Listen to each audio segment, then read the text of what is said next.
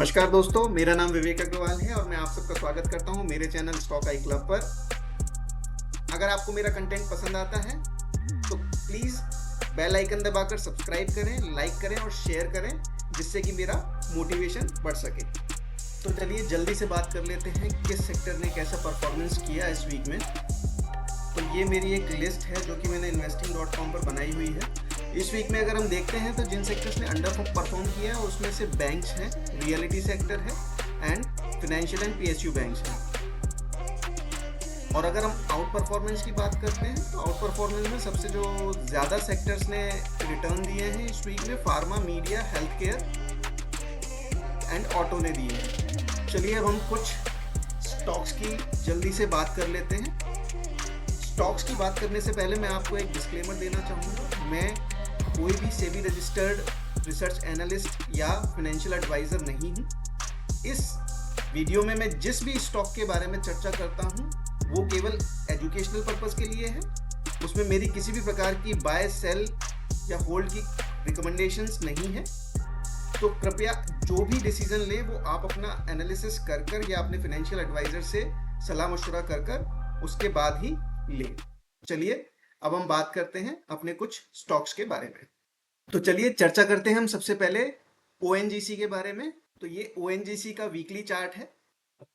ONGC को अगर मैं लाइन चार्ट में कन्वर्ट करता हूं तो इसका जो रेजिस्टेंस लेवल था वो करीब 310 रुपीज का था, जो कि ईयर 2014 का हाई है।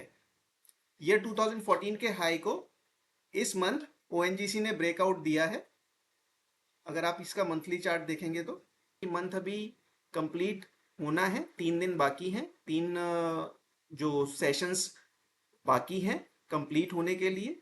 तो अगर ये इस लेवल से ऊपर क्लोज होता है तो ये एक बहुत ही अच्छा ब्रेकआउट है, जिसमें कि हम देख पा रहे हैं कि यहाँ 2020 से लगातार वॉल्यूम का भी कंसोलिडेशन हो रहा है।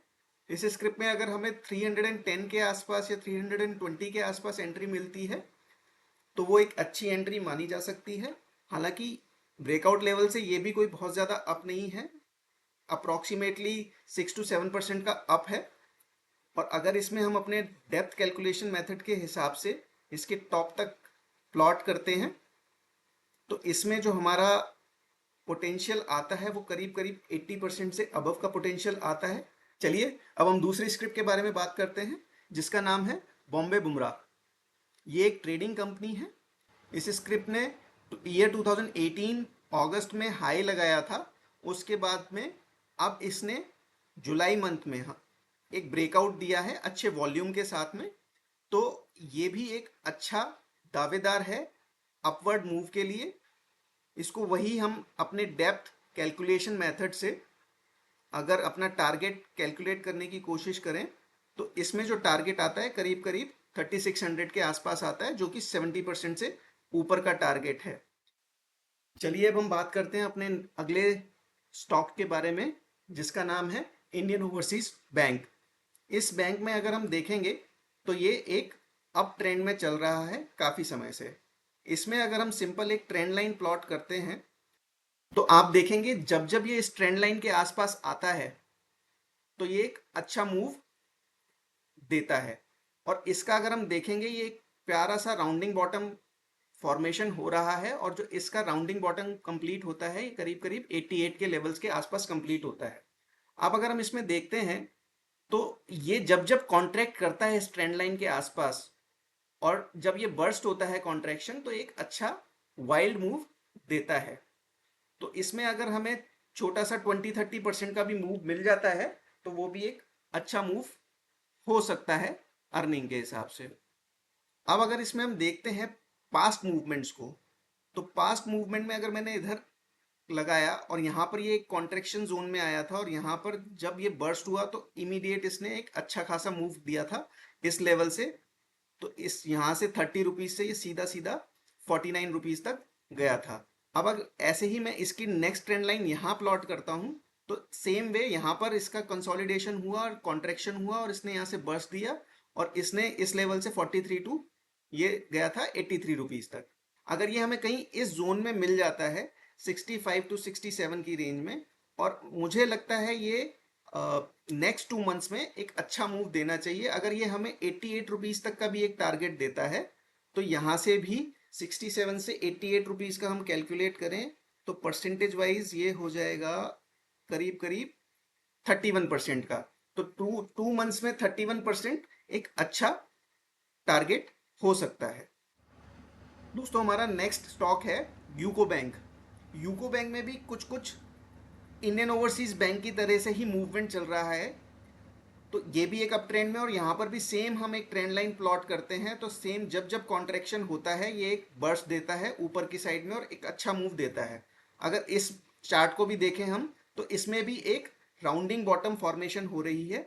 तो इसका जो अल्टीमेट टारगेट तो 115 के आसपास होता है, लेकिन अभी भी अगर हम शॉर्ट टर्म टारगेट की बात करें तो अगर 1-2 महीने में यहाँ से प्राइस बर्स्ट होता है और ऊपर की साइड मूव करता है तो ये नेक्स्ट में 52% तक 55% तक का मूव दे सकता है यहाँ तक, क्योंकि ये एक मेजर रेजिस्टेंस का काम कर सकता है। पहले भी यहाँ पर प्राइस आकर कई बार रुकी है। जब यहाँ से प्राइस ने फॉल करना चालू किया था एक बार रीटेस्ट किया, लेकिन उस प्राइस को ये ऊपर की साइड नहीं ले जा पाए और अल्टीमेटली काफ़ी टाइम से ये फिर नीचे की तरफ ही मूवमेंट देता रहा। अब इसने जो अपवर्ड जर्नी स्टार्ट करी है तो I am expecting it may give us 55% का मूव इन नेक्स्ट 2-3 मंथ्स, और यहाँ पर हम वॉल्यूम भी देख सकते हैं।